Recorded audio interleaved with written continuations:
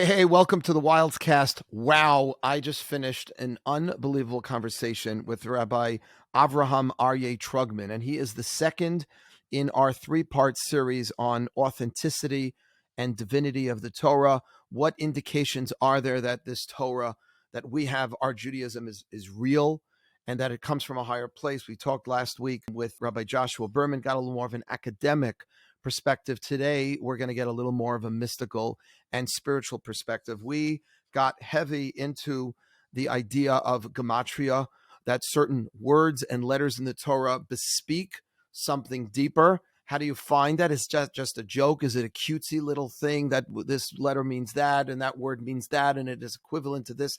How can we actually find divinity, authenticity in the Bible?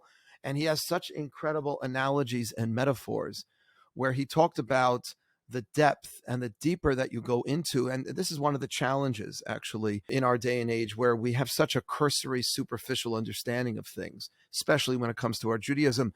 What he was saying, and you'll hear this, is that in order for us, if you really want to see authenticity, if you really want to see historicity and realness of the Torah, you got to get deeper. You got to look at the Torah under a magnifying glass. We talked about the different ways of understanding the depth of the Torah, and that it seems sometimes, you know, it's either a rational approach to Judaism or a mystical approach. They can't both be true. He really dispels that misperception by explaining how the Torah can be understood on multiple levels if you study it deeply. And that's really one of the things that comes out if you're really serious about finding authenticity and divinity in Judaism. Then you've got to learn it not surface deep. You got to really get into it. We also spoke about music. He went through the way that modern day physicists believe the world came into existence and how music is connected to that.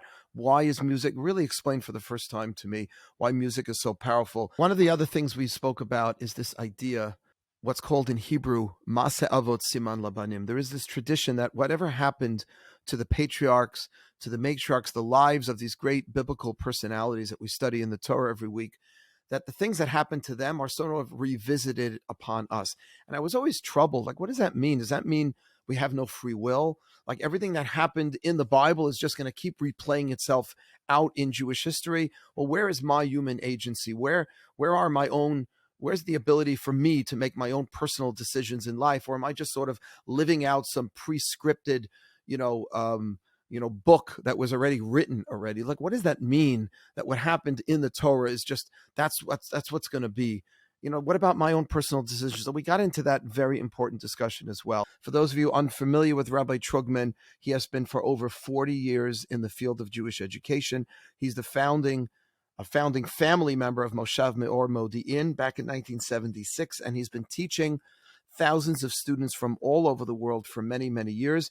He is now in charge of he's the director of Or Chadash, New Horizons in Jewish Experience, which is a dynamic program and has got a huge following on Twitter, Instagram, on his YouTube channels. I really encourage you not only to listen in to this conversation, but to buy any one of his over 20 books and his music. He actually composes music. It's a fascinating Renaissance kind of rabbi. Take a listen.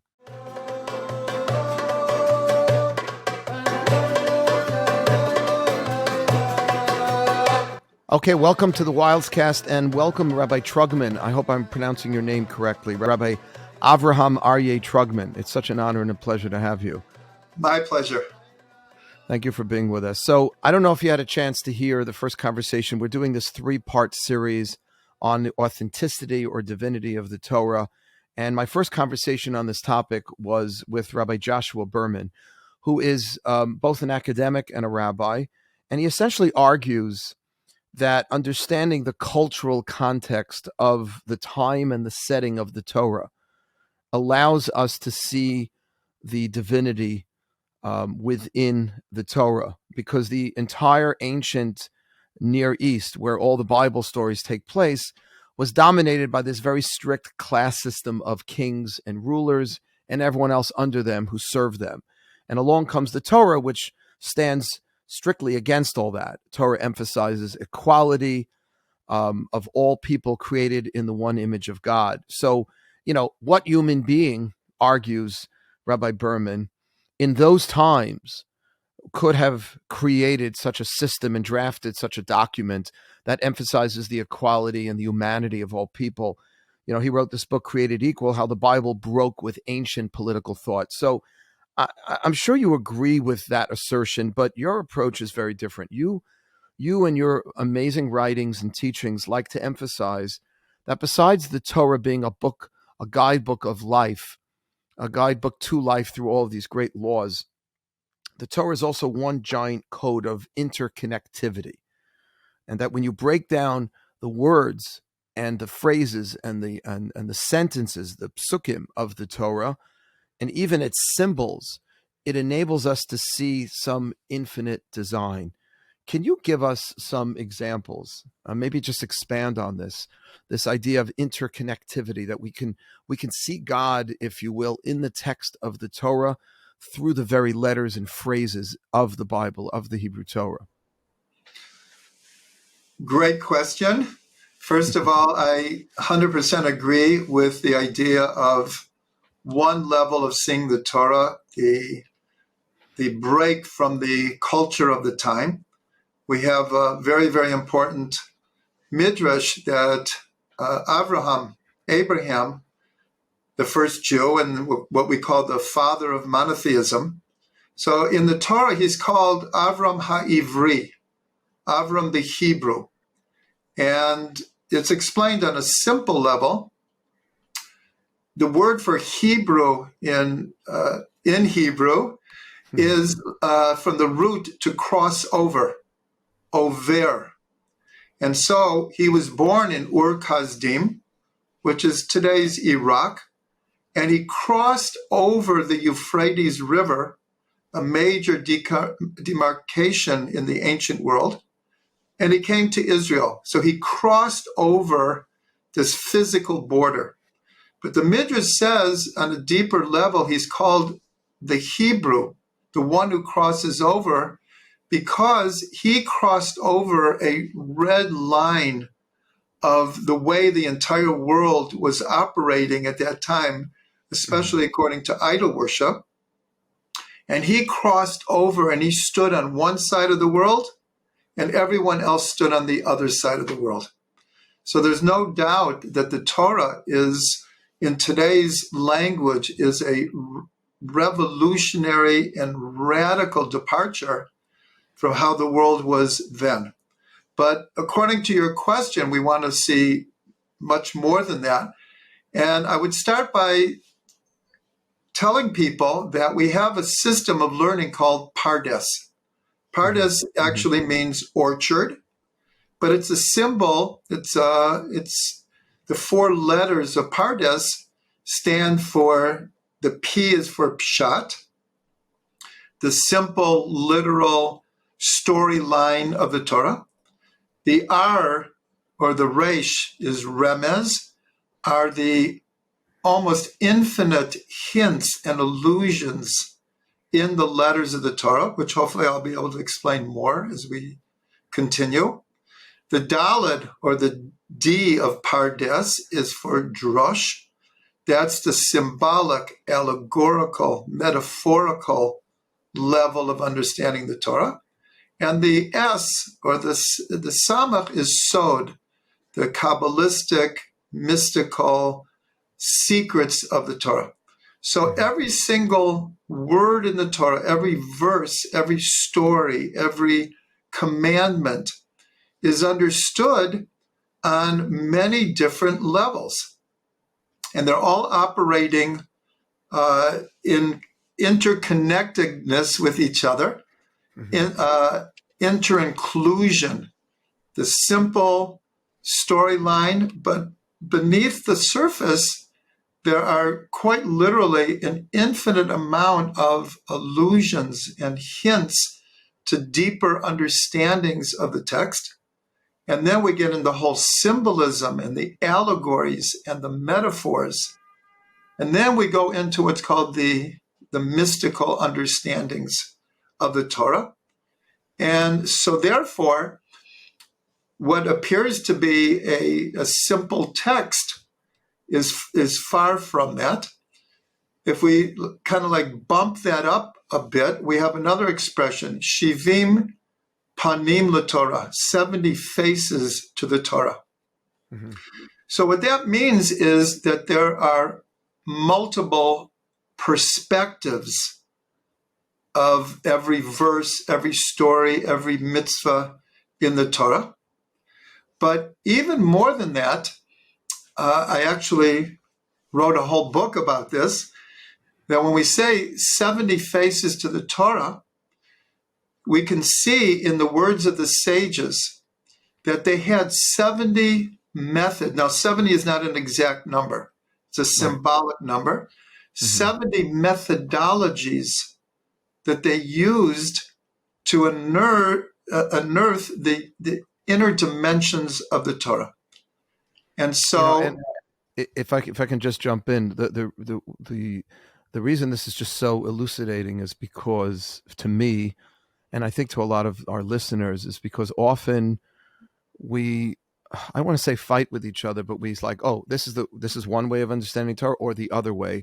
And what you're suggesting is they could all be true, meaning the simple pshat, which is the simple understanding of the storyline, and then the metaphorical, and then eventually, the hints. And I mixed up the order, and then eventually Sod, which is the Kabbalah. They're not contradicting each other. They're not exclusive of one another. In other words, they're all at the same time true, because as long as they don't conflict with each other. Right. And I'm sure there are instances where the simple reading of the text might go up against a certain metaphorical reading of the text, or a Sod interpretation of the text could go up. But generally speaking, what you're saying now is that there are different layers, like an onion, and you can understand it on all these levels. And just because you're more rationally oriented doesn't mean that the more mystical way of understanding it is wrong, or the way you're more mystically oriented, that the rational way of understanding is just different levels. Exactly. And in fact, really, like a big word in today's society is holism. Mm-hmm. And so really, to study the Torah properly, we have to give honor and weight and credence to all those different levels. Because if we're only learning the Torah on the, let's call it the Kabbalistic level, we're missing something huge. And the opposite, if we're only learning it on the simple storyline, we're missing like 99% of it. Yeah. So we have to approach the Torah with all of these things in mind. And of course, the more we learn Torah, then we can get from the different commentaries. Rashi has a certain way of looking at the Torah. The Ramban has a different way. The Ibn Ezra has a different way. The Zohar has a different way. And like you said, which is very, very important, they're not contradictory. They make a holistic picture. But then every once in a while, you do have conflicts. Many, many times the Ramban disagrees with Rashi. And so we'll say, well, which one is right? But this is probably one of the most important ideas of learning, especially the Talmud, is that, and Jewish law, because let's say in the Talmud, there's a question about Jewish law, and there's 6 different opinions that are given. And in the end, whether it's in the Talmud or later commentaries, it's decided what the law is. So you might ask, well, what do we need all those other opinions for? We just decided that the law is like this, so let's forget all these other opinions. But we don't learn like that. We learn that each one of those perspectives, even if they're not chosen as the Jewish law, have a certain point of truth to them, have a certain redeeming quality to them. So the same thing when just learning the 5 books of Moses, the Chumash. Even if you have disagreements between commentaries, it's not like, okay, I choose Rashi and I'm not going to give any credence to what Ramban says. We don't learn like that. Everyone has this perspective, and that's why this phrase, 70 faces of the Torah, is so critical to understand. This is what in Hebrew it's called harchavat hadat, like a broad consciousness that is able to hear different ideas and integrate them in a overall understanding of the text. Yeah. Wholesome. I like the way, in terms of the word wholesome used. The number 70, I know this is a tangent now, we'll get back to, but the number 70 you said is really purely symbolic. It's not like there are 70 explanations for each. Is 70 because there is an idea in Jewish tradition that there's 70 nations of the world, even if there are other more than 70, but that's sort of the classic number. How did 70 become so significant? Okay, so here you mentioned the idea of things being interconnected. So here we can just take one example, the number 70. When we say Shivim Panim LaTorah, 70 faces the Torah, like I said, it's not considered exact.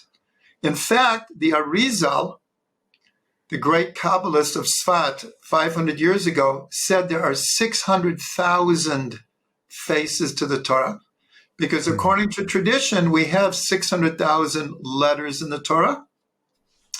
And in the Torah itself, it says that when we came out of Egypt, there were 600,000 what are considered root souls.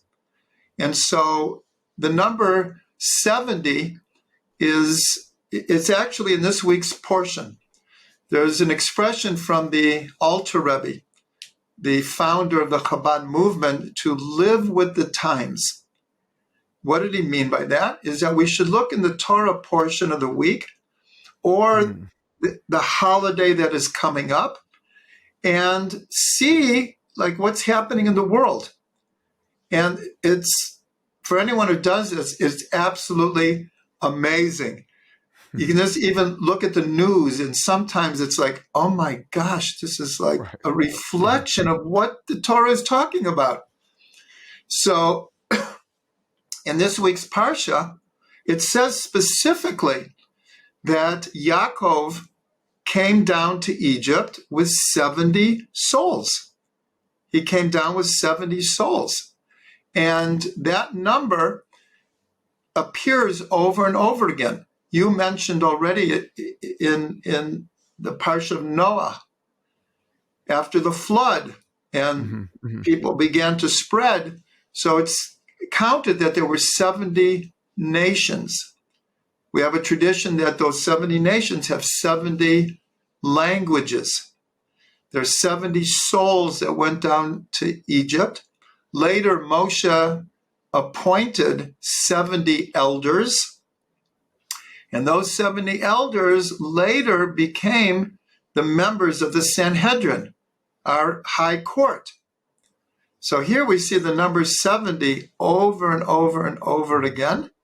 And I'll mention that the number 70 is the numerical value of the word sod, secret. So you could ask, well, if they're looking for a symbolic number, why 70? Well, because there were 70 nations that are listed in the Parsha of Noah. There are 70 souls who went down. There were 70 members of the Sanhedrin. But nonetheless, the term 70 faces to the Torah, if they're looking for a symbolic number, they could have picked 60 or 80 or 90. The secret is, because the word for secret, sod, is 70. And so that's one of the reasons. So let's stay on that for a minute then. You're bringing up what's classically known as Gematria, that every Hebrew letter, is equivalent to another number, Aleph 1, Bet 2, Gimel 3, so on and so forth. And then when you put these words together, like you just did, Samech, Vav, Dalid, those three Hebrew letters, Sod, which refers to Kabbalah, the secrets, is the same as 70. So your books are filled with these incredible gematrias, these numerical equivalencies, and that give these deeper insights into the text of the Torah. Your website even, I saw, has a search engine for the entire Tanakh for gematria. Now, there is pushback Sometimes when in my, maybe not in my MJE life, there's a lot of respect kind of from my students for a lot of these things I haven't really studied. But I don't know, from the yeshiva world in which I was raised, sometimes I get a little rolling of the eyes when I quote a gematria. They're like, oh, come on, that's so convenient. And sometimes the gematrias aren't perfect. They're a little one-off. And then you have to give another little Dvar Torah to explain why it's a little one-off. Why do you think, I'm thinking of one of my sons right now, who's like, he studies a lot of Kabbalah and Hasidus, but like somehow the gematria thing just seems a little too convenient for him. Why do you think this is? And what would you say to someone like that that's a little cynical about the significance of gematria and our belief that it can illuminate this kind of divine design within the Torah? Because I think one of the reasons we're attracted to gematrias, to these numerical equivalents, is because it seems like hidden within the text, there's something like, oh, no human being could have come up with that. Kind of thing. And it's like a little of a trigger to divinity. And we're all looking for divinity in our lives, in our personal lives. And we're looking for it, some kind of evidence in the Bible that this comes from a higher place. It wasn't just written by a bunch of men. What can you tell us about gematrias that bespeak that? Okay, so I would say especially if someone is learned and looks down at gematria, I would say that's really a shame. Because if you look in the Talmud uses gematria. Sure. If you look in Rashi uses gematria. In all of the, one of the most important commentaries is called the Balaturim from around 1,000 years ago. We have to understand, he is the one who established the order that was adopted by the Shulchan Aruch for what's called the backbone of Jewish law today. So the Balaturim was a legalist, and yet he wrote a commentary that is highly Kabbalistic, and it's almost completely based on gematrias and numbers. So that's what I would say to someone who is learned. They're missing out on something that the sages gave us, something that our greatest of the commentaries gave us. It could be that, people have, because maybe in other like cultures, they play number games and people associate it with. But we have to understand, and again, if anyone looks at this commentary, the Balaturim, and there's a tremendous set in English put out by ArtScroll, which is phenomenal. But it's not just gematria.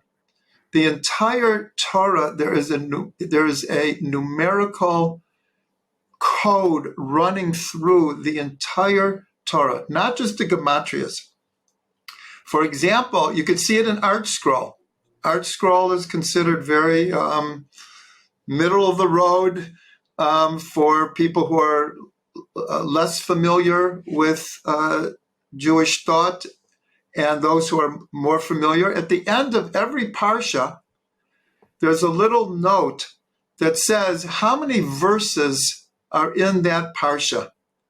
And Rabbi David Feinstein makes a drasha, makes an explanation. Why does this parsha have these many verses? So it's not just gematrias. There are, like I said, there's a numerical code running through the Torah. And there's significance to how many letters in a verse, how many words in a verse, how many letters and words in a portion, how many in a book. In fact, in the Talmud itself, it points out what is the middle letter of the Torah, what is the middle word of the Torah. And even in art school, sometimes they point out what's the middle letter of one of the books of the Torah. Now, these are ancient traditions. So someone who is somewhat cynical about this, I would say that it's misplaced. Mm-hmm. Now, just like anything, Gematria can be misused and can turn into kind of like a fun exercise. But that's not what Gematria is. Gematria points out below the surface connections between ideas, concepts, and words that we wouldn't catch without it. Okay, so 2 questions on that. This is really excellent. This is so helpful, and you're explaining this so clearly for us. Number one is, do you think, therefore, it is a basis for believing that the Torah comes from a higher place? Do you think that's a good? I'm not saying to put all of your faith in God and in Judaism in these gematrias, but do you think that should be part of, seeing that there's this rhythm, that there's this code, these numbers? I guess you could be a little cynical and say, well, a group of mathematicians, if they wrote the Bible, if they sat down to come up with something, maybe they could have embedded within, they could have embedded within some sort of text, some ancient text, some numerical, equivalence between words here and there, and therefore maybe that's not a good basis for belief. And then number two, I assume that you only are going to accept gematrias that are brought down in Jewish tradition, not people making up their own. I found a little phrase here that's got this number and it equivalent to that. It's missing 2 numbers, so we'll explain this like that. That's probably what turns people off a little. You're 100% right. When Gematria isn't used correctly, and it's kind of like, we'll make it fit. Yeah. Right. For those of you listening and not watching, Rabbi Trugman is doing all sorts of contortions with his hands and arms. Okay. Yeah. And I agree.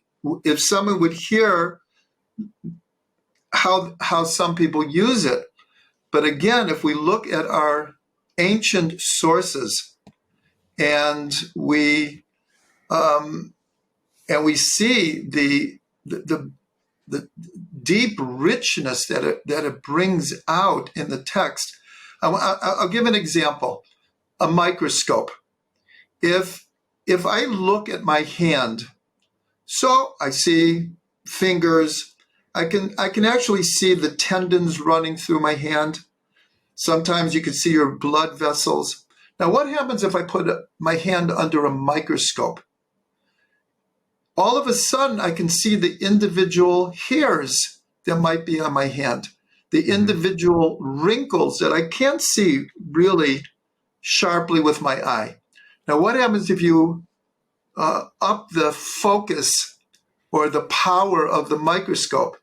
All of a sudden, you see through the hand and you start seeing the cells. And what happens if you up, again, the power of the microscope? Then you'll see the incredible world within the cells. Up it again, then you see the atoms inside of and then again, then you see the particles. So the numerical code in the Torah is like putting the text under a microscope. Wow. And all of a sudden you see things that you couldn't even imagine are there. I'm going to share something very, very, very personal. I am a Baal Tshuva. I was not brought up religiously, far from it.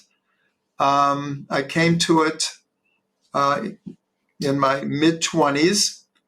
And different people come into Torah either through the mind or something above the mind. In other words, through logic, proving the Torah, proving God, or for me is the more I learn Torah, and Baruch Hashem, with the incredible teachers that I had, and they started to show me what's below the English translation of the Torah, that is what convinced me of the divinity of the Torah, was understanding, as I began, this idea of Pardes, the simple, the alluded to, the symbolic, and the mystical.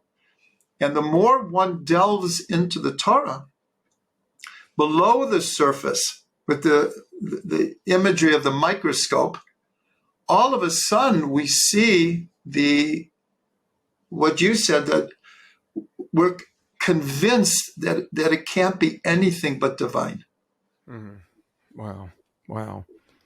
I appreciate you sharing that. It almost sounds like the famous teleological argument for the existence of God, that the incredible complexity of the universe, of course you can explain this like this and this like that, but to take just that the world is exactly where it is in relation, let's say, to the sun, not too far so we're not freezing, Mm-hmm. and not too close so we don't, God forbid, burnt, and all of these other details of the makeup of the universe, of the physical universe.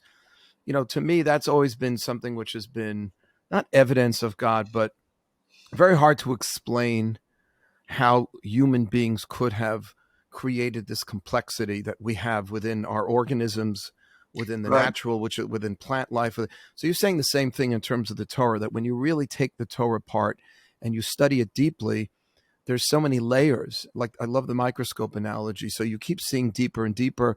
And the question is, as you get deeper and deeper, it becomes less reasonable, I guess. I don't want to put words into your mouth. This is what it just becomes less and less reasonable that this could have been concocted, designed, created by people, even the greatest Einsteins in the world, sitting around and trying to develop these layers. People will study Shakespeare and find depth in the writings of William Shakespeare and Greek philosophy and Plato, and you can analyze it and have commentaries and super commentaries on those teachings too.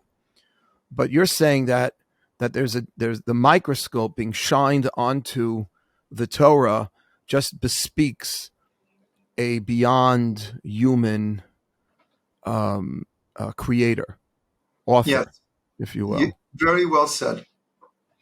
Okay, because it's again, it's not. We talked about this a little before we came on, very briefly. It's the existence of God or the divinity of the Torah isn't something I believe can be proven. I'm an attorney by training. I don't think if anyone brought this evidence in to a court of law, we could convict someone. But we do have to make a case. And what's the best reasonable explanation for this depth? That's the question. The problem, Rabbi Trugman, I didn't really expect to discuss this with you. What would you say to people? This is the problem, is like, the only way you can get that glimpse of God in the Torah, you're saying, is by really going deeply, by hitting Pardes. And the problem we have, at least in our culture in the United States here, and it's so superficial, and it's so, people don't receive a very deep Jewish education, and then they're wondering, why can't I find any God in this? Because it's just so, it's so surface level. Can I make a comment about that? Yeah, please, because I don't even have a question. I'm just complaining. What you're saying is important. Over the last 40 years, I've been working with young people, teenagers, and then for a couple of decades, college-age students. Mm-hmm. And because of who we are, we were able to work with a lot of non-religious young Jews who were in Israel for the year. And they would come to us for Shabbat. For many of them, it was their first full Shabbat according to Jewish law. Mm-hmm. And of course, we made it very beautiful and exciting, and music and Karlbach davening, and the whole thing. But at one point, I would say to them, I would ask them, how many of you are if they were before college, I would ask them, or if they were in college, how many of you are planning to go to college? So virtually everyone would raise their hand. Or if they're in college, how many of you are planning to go ahead and getting your master's? Almost everyone raised their hand. And I said to them, most likely, most of you are really going to succeed. You're going to become professionals, business people. You're going to go on and get doctorates. You're going to be successful on a professional level, economic level, and you're going to be like at the top of your fields. But what about your Jewish education? Are you going to be stuck in third grade Sunday school? Yeah. The way that they taught you? Or, of course, the whole Shabbos, I'm trying to teach them the deeper aspects of the Torah and saying you owe it to yourself. If you're going to get a master's and a doctorate, you have to up your Jewish education also. Because if not, you'll be up here professionally at the top, and you'll be back in Sunday school for your whole life because you didn't take the time to delve deeper. And I'm sure that's what your whole program is doing, is trying to expose people to a more than a third grade education. Because the depth, the gap between people's professional career knowledge and their Jewish knowledge is just has widened significantly. It's unbelievable. And it really makes Judaism look very childish. Yes. And, my rabbi of blessed memory, Rabbi Joseph Grunblatt, used to argue this when it came to teaching women on a higher level also within the Orthodox world. He was a big advocate, although he's came out of the more ultra-Orthodox kind of community, but felt because he had so many congregants that was so successful in medicine and in law and in finance, and you have a woman who's got a doctorate in physics and a third, and she's not being taught, even in the Orthodox community at some point, they were not being taught sophisticated, deep enough Torah. So even the Torah to them also looked very silly. It looked childish almost, Yes. So that's our challenge, is to make enough of a case so that people will want to look at it deeply, and because you have to spend time. You can't really, if you want to understand something deeply, it can't happen overnight. It can't happen in a quick clip,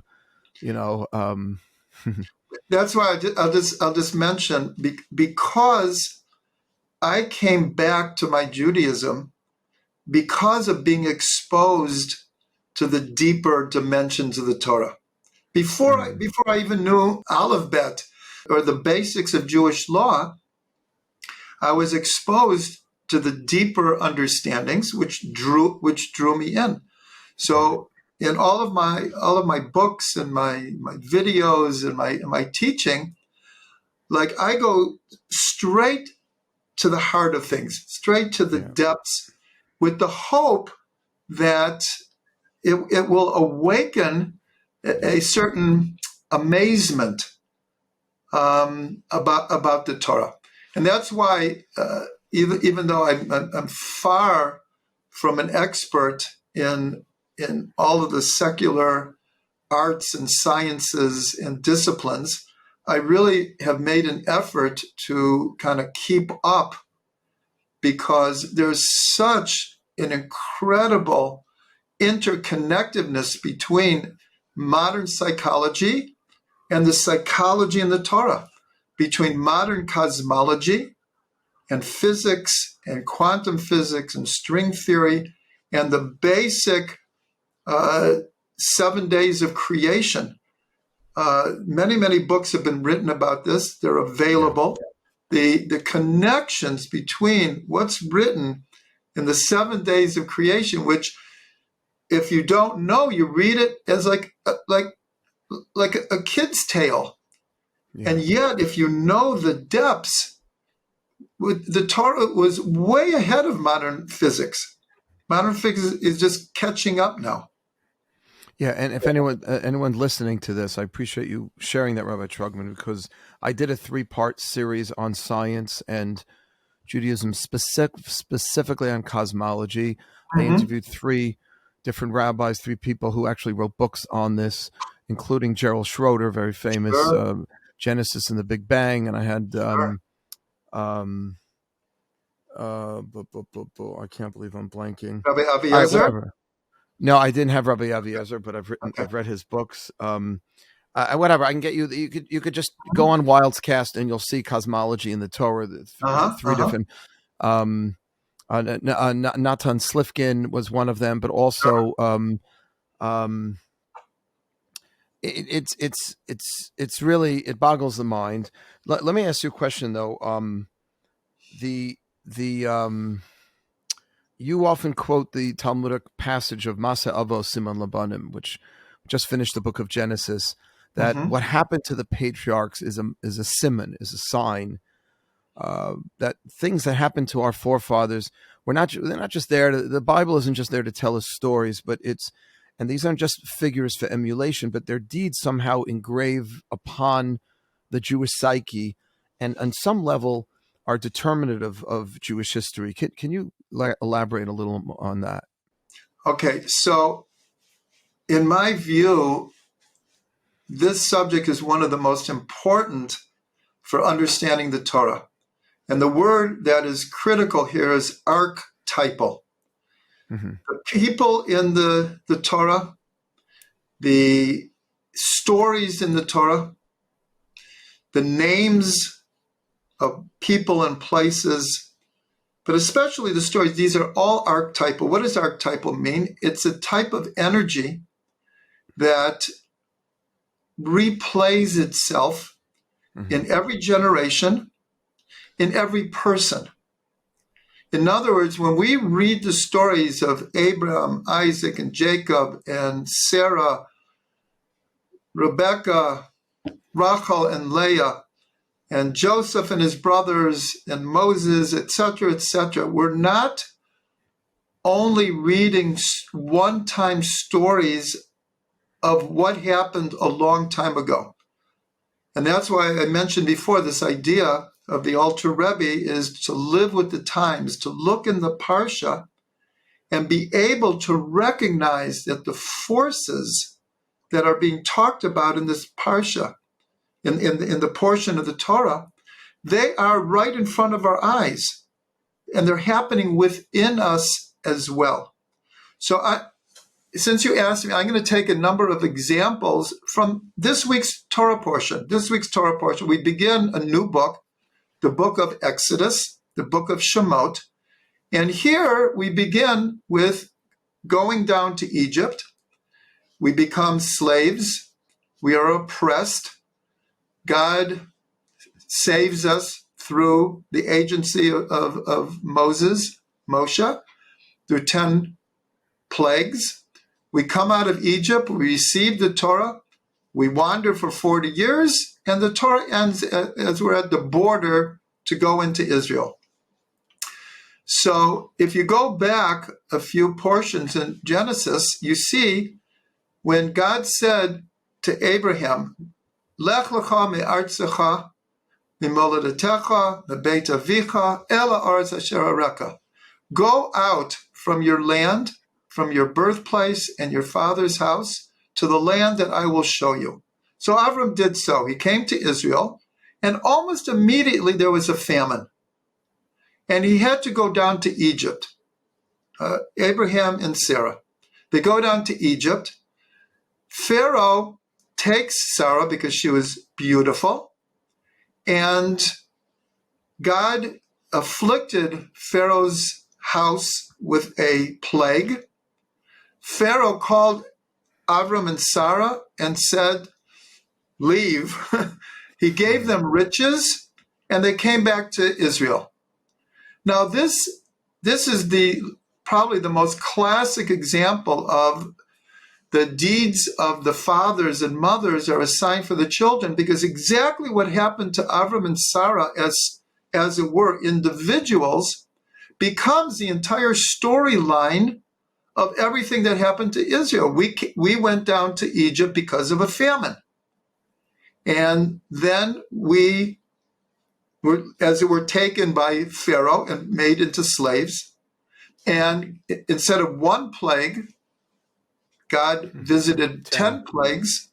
And then we came out with great riches, and we came back to Israel. Now, on a deeper level, it's explained in Kabbalah that this whole storyline of going down into Egypt and becoming enslaved and then coming out and receiving the Torah and then wandering for 40 years and then coming to Israel is actually a paradigm for every soul that comes from, we'll call it the higher worlds, comes down into a physical material world and especially into a body, and then the soul has to figure out how to operate within the very narrow confines. Now, the word Egypt in Hebrew, Mitzrayim, comes from the word Meitzar, which means a narrow place.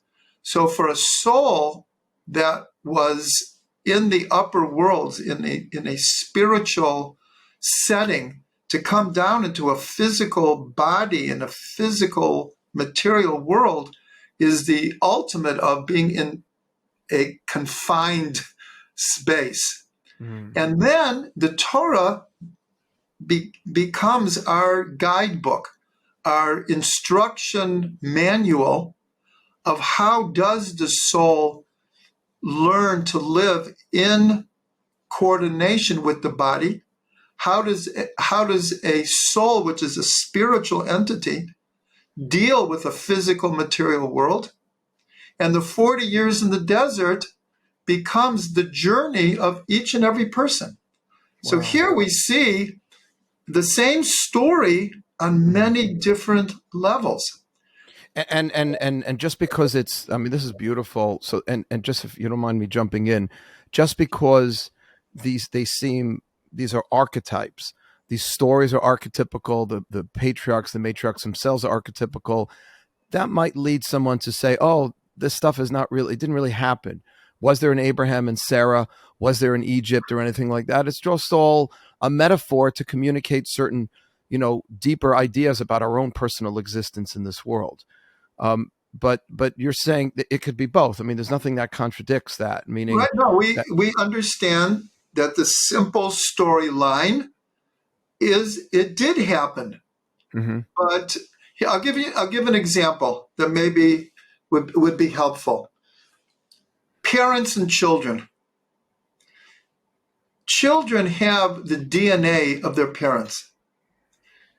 It goes a long way in determining the parameters of height, eye color, hair color, tendencies, etc.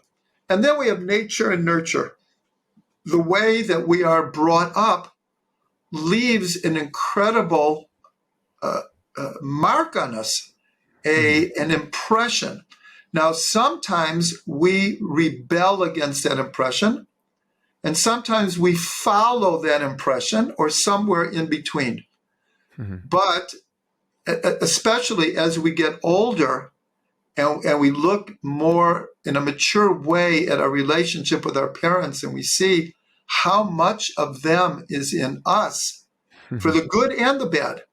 Mm-hmm. So that's what's archetypal. So when we're talking about these figures in the Torah, they stamped our physical DNA, but also our spiritual DNA.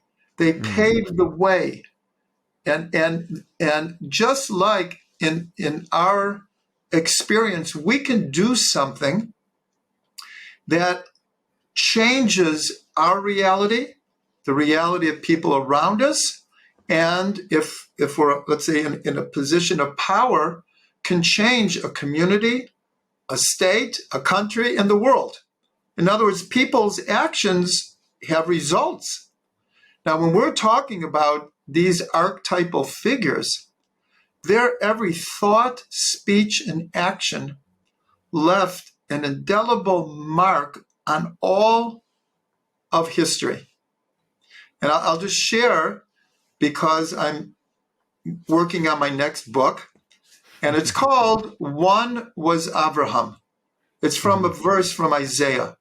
One was Avraham, meaning unique was Avraham. And the subtitle is going to be called Insights into the Most Influential Person in History.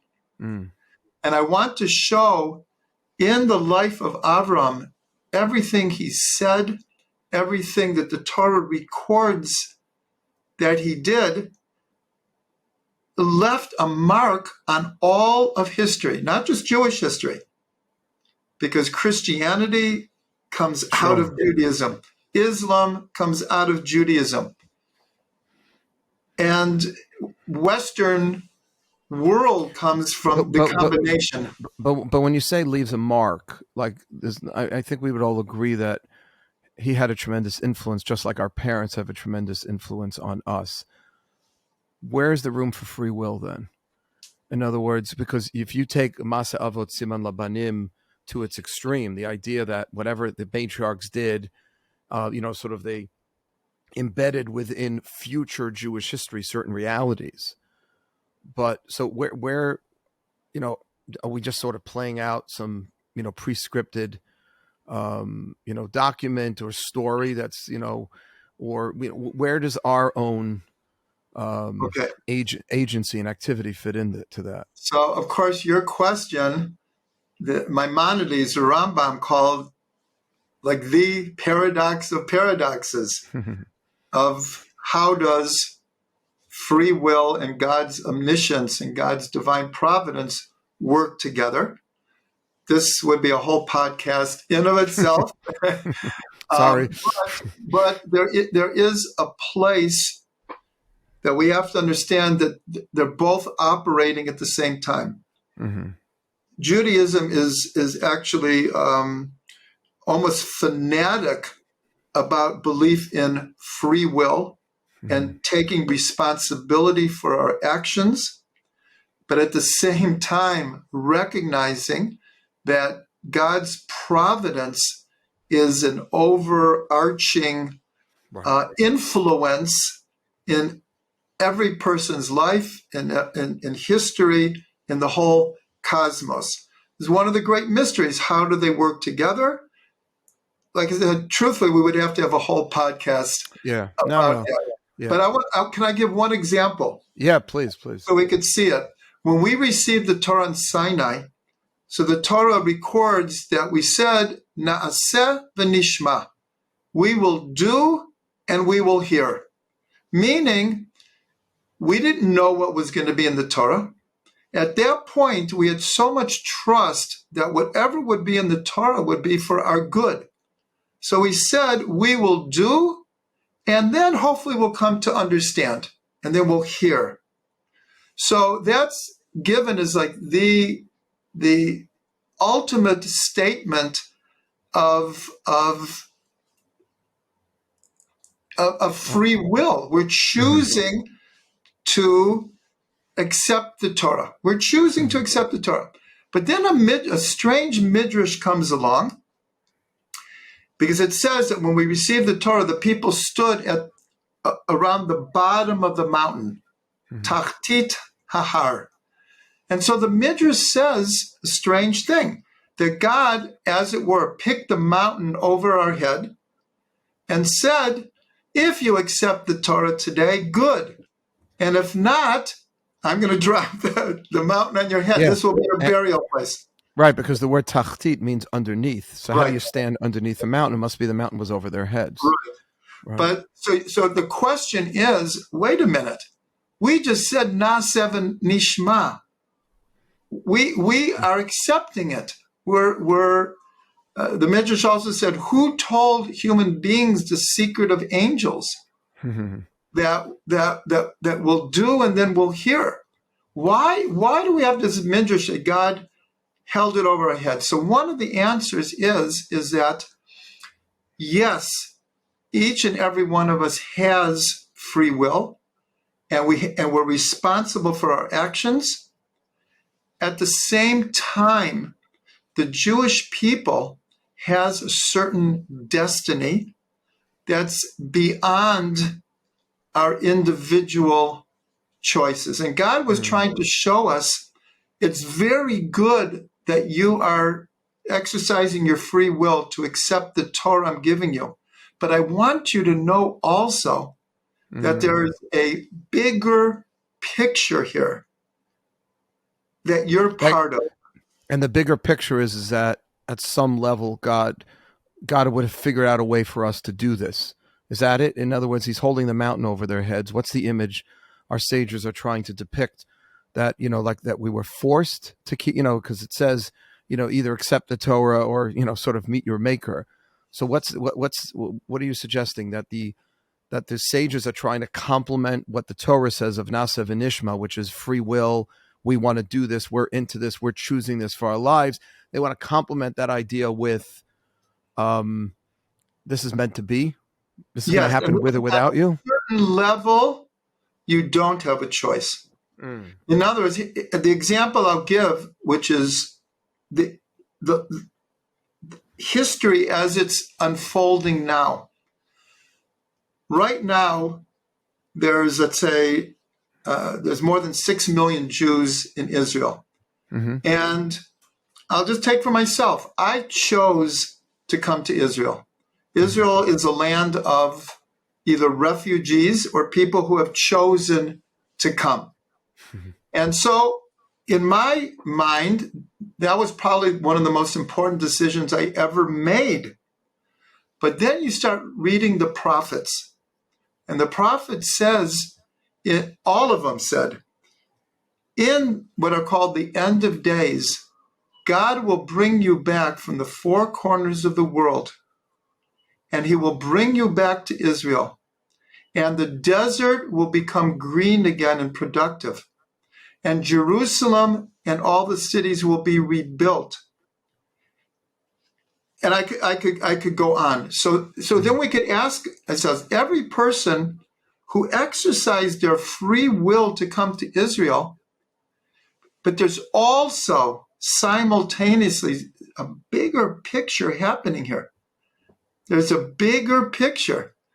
We are coming from the four corners of the world, and this is the mystery of how we exercise our free will, and yet there's a certain destiny that is played out right now in front of our very eyes. That is the reality of Israel right now. Anyone who reads Isaiah, Jeremiah, Ezekiel, Micha, Hosea, all of the prophets said the same thing. And here, let's say 300 years ago, someone's in Poland under tremendous oppression. It would be hard to understand these prophecies. When is it going to happen? But we're living it now. Unbelievable. We are living it. And that is the interconnectedness of free will and Jewish destiny. Beautiful. And what I'm seeing a common theme, Rabbi, that you seem to have is that these things are not contradictory. Some people would say either you have free will or God's running the show. And what you're trying to demonstrate here is that both are true. Either we understand the verse rationally or mystically. No, you can read them. You could read those same verses both ways. By the way, I will just share, if it's okay, my rabbi of blessed memory, Rabbi Grimblatt, had a very different take on that medrash. I mean, there are a lot of different ways to go with that, but I just think you find it interesting. He said also he recognizes a certain conflict between the biblical text that has the Jewish people willingly accepting the Torah, Nasa v'nishma, we will do it and we will hear, and then the medrash, this part of rabbinic literature that has the mountain held over their heads and forcing them. So he says they're both true. He said because when the he gave a little of a different twist, and I'm sure you've heard this idea before, but he said that the Jewish people, when they stood at Sinai to receive the Torah, and Hashem said, "I'm going to give you my Torah. Would you like it?" So imagine ourselves. We were slaves. Our parents were slaves. Our grandparents were slaves. This man Moses comes along, performs all these miracles, brings your oppressors to their knees. The 10 plagues of splitting the Red Sea. You see all of this. And that same God then comes to you and says, "Hey, would you like my Torah?" What are you going to say? Of course you're going to say yes. You really have free will? There's no free will. What that medrash is trying to say, and in a sense, contextually, God was holding the mountain over their heads. And that you think they had free wills, but like if you and I were put in that kind of scenario, and that same God, after seeing all those miracles, God was so obvious. They lived in such a sort of God-intoxicated society. What else would you say? And that explains the famous line at the end of Megillat Esther, the Purim story, when it says Kimu v'kiblu, that the Jewish people, after the miracle of Purim, accepted God. And it's very enigmatic. It doesn't say really what they accepted. The Talmud there explains Kimu mashi kiblu kvar. They accepted what they had already at Har Sinai. Why? Because the Purim story is one of those episodes in Jewish history that doesn't really have God so obvious. No overt miracles take place in the Purim story. There was a anti-Semitic prime minister. We had a Jewish queen in the palace. God's name is mentioned nowhere. That's not just purely symbolic. So the idea is that if they could see God in that situation, then they were really accepting Judaism into their lives out of free will, not because any mountain was hanging over them, not because God was so clear. It's just a different way of explaining. That's a beautiful explanation. Thank you for sharing. Mom is beautiful. Beautiful. So and it helped. I appreciate it. It was Rabbi Joseph Grimblood he was my Rav growing up in Forest Hills, Queens. He was a big Torah scholar, and that was his take on it, and it helps because a lot of people say, Rabbi, I would believe in everything if I just saw miracles. If I just saw God clear, then I would believe, of course. First of all, it's not so true because we would still struggle. Jewish people saw God very clearly, and they still worshiped the golden calf afterwards, and they still spoke the incident with the spy. So it's not but I always say that we live in a day and age where we really could choose. We really could choose. Yes. But I love the way you put that you have to balance that, our belief and choice, with divine providence, that God has a plan and that somehow God is orchestrating things at the same time. Let me just ask you one last question. There's so much to talk to you about, Rabbi. This has been amazing. You're very into music, and Andrew shared with me that you've produced 9 albums of original music. And one of the 20 books that you've written, and by the way, anyone who's listening to this, you must get any one or many of Rabbi Trugman's books. They're incredible. You wrote a book called The Mystical Power of Music. And we all know that music has this kind of universal way of binding people together. How would you describe its almost mystical or divine quality music, as opposed to just something that's just so catchy that people just really like and people can relax to it and enjoy it? What's so deep about music? Okay, so first of all, I'm going to share something. I'm sure you're going to appreciate this, and hopefully your listeners also. It was approximately 22, 23 years ago that I spoke at the Manhattan Jewish Experience. It was quite new then. Mm-hmm. It was quite new. And I spoke on this topic, the mystical power of music. Yes. Oh, and well, we're only 24 years old, so we were very new. So it was like I said, it was very new. It was very new. And I spoke there, and I did the subject you just asked about. Afterwards, so Menachem Butler, I want to mention him. Menachem just got married. I know that. So he came up to me very intensely and said, "You have to write this up as a book. Wow. You have to." And on the spot, I said, "Okay." And I did. So that's incredible. Wow. In my introduction, I said that he is the unsung hero of the book. Of that book. Yeah. I should have phrased the question differently. I should have said, Rabbi, when you spoke at MJE in the very beginning years, and you talked about that was the kernel.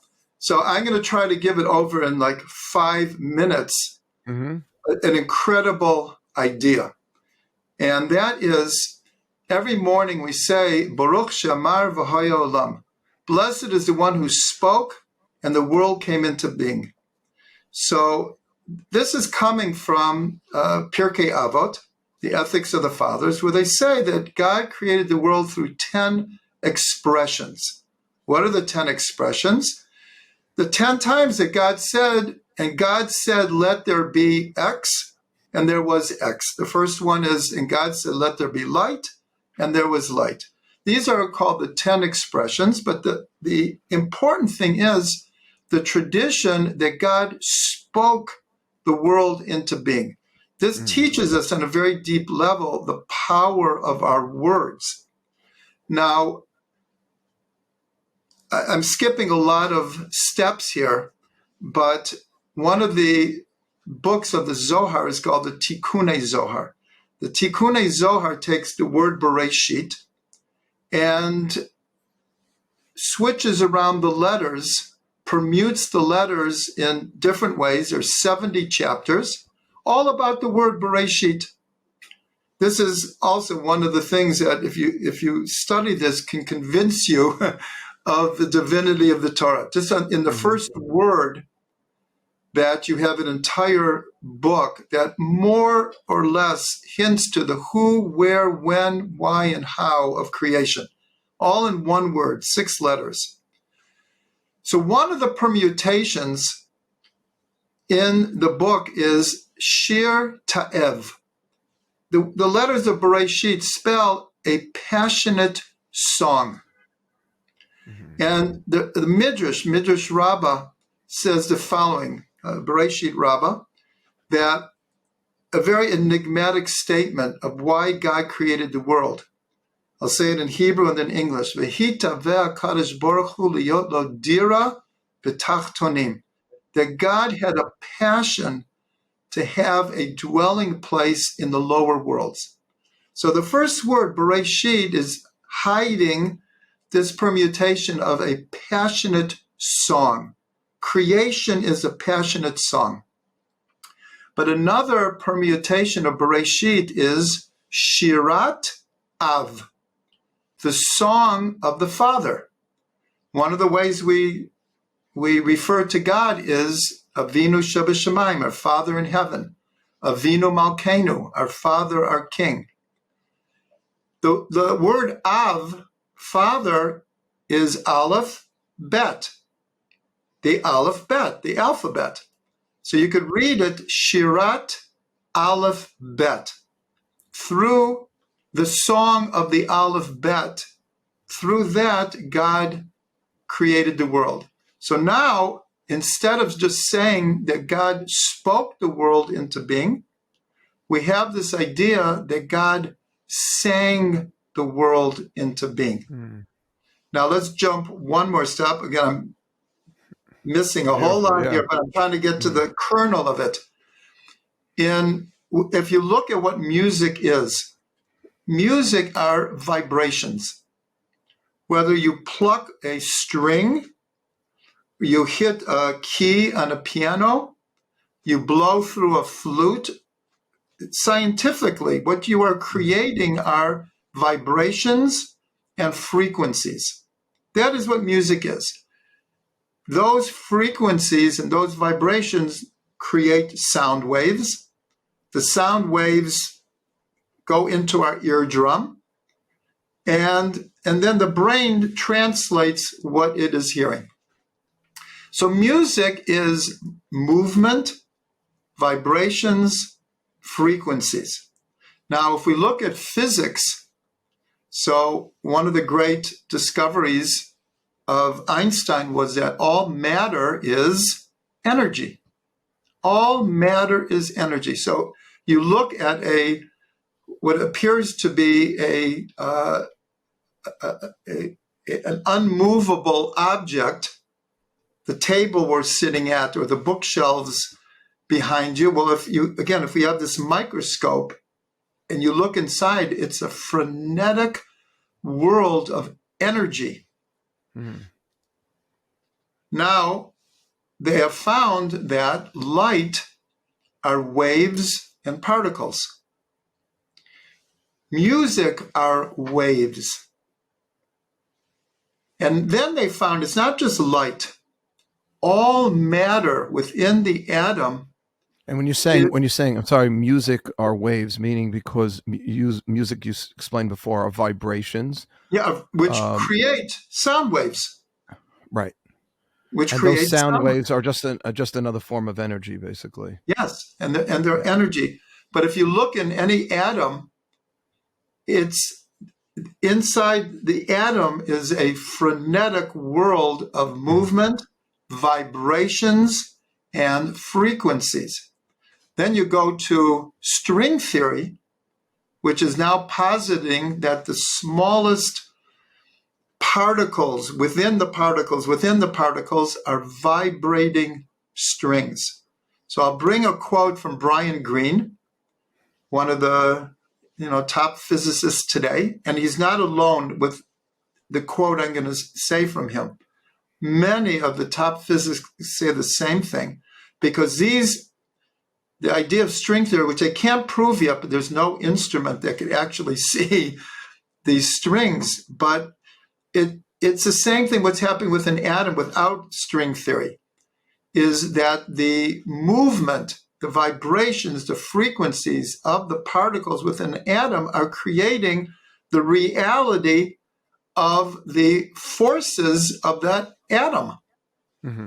Mm-hmm. So Brian Greene said like this, I'm paraphrasing, but almost saying exactly. He said, to use the metaphor of music to explain the physical makeup of the world has taken on a startling reality. And many of the top physicists go along with this. What used to be called by the ancients the harmony of the spheres, the idea that everything is moving in a harmonious symphony, has taken on a startling reality. And therefore, if we put all of this together, and this is why I wrote this book. I wrote the book to answer just a simple question. Why does music affect us so much? What is the power of music that it's a universal language? It touches the heart and the mind and the soul like almost nothing else can. So we can understand, because the nature of the physical and spiritual worlds are nothing more than music. And so when we listen to music, we're turned on to music. On a deep level, we're tuning in to the fabric of the universe. And we're tuning into the fabric of the upper worlds also. In our morning prayers, we talk a lot about how the angels are singing and praising every day. We connect ourselves to the upper worlds in song.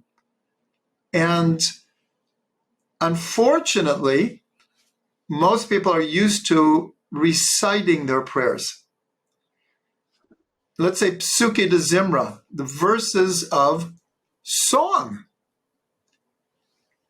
King David HaMelech, wrote 150 psalms, but he wrote them as songs. They were all songs. Yeah, they're poems. And I was just one more thing. Yeah, please. The last mitzvah in the Torah. Here we saw that in the first word of the Torah is the word song. Also, if you take the word Israel, Yisrael, and you permute the letters, it's Shir Kel, the song of God. We are the song of God. We're the messengers of God for his oneness in the world. But the last mitzvah in the Torah is the mitzvah to write a Sefer Torah. But the sages explain how do we get that? Because God taught Moshe the song Ha'azinu. It's the, I think, third last parsha in the Torah, one of the last parshas. And it says, write down the song and teach it to the people. So it sounds like write down the song Ha'azinu and teach it to the people. But the sages say, we learn from this that the whole Torah is called song, and the mitzvah here is to write the whole Torah. But the important thing is the Torah itself is called song. Song, wow. Yeah. So now if we put together the one last thing, In the Zohar, it says God looked into the Torah and created the world. So if the Torah is called song, the first word in the Torah is song, the last mitzvah is song, the whole thing is called song. God looks into the Torah. He creates the world, which is song. And we can understand it on a mystical level, but also on a modern physics level. The fabric of the universe is truly music. And so when we connect with music, we are connecting with God's song, Yeah, the song of God. That is so magnificent. I encourage everybody to actually get the book, but thank you for that. I wouldn't say a summation, but that really incredible pearl of wisdom.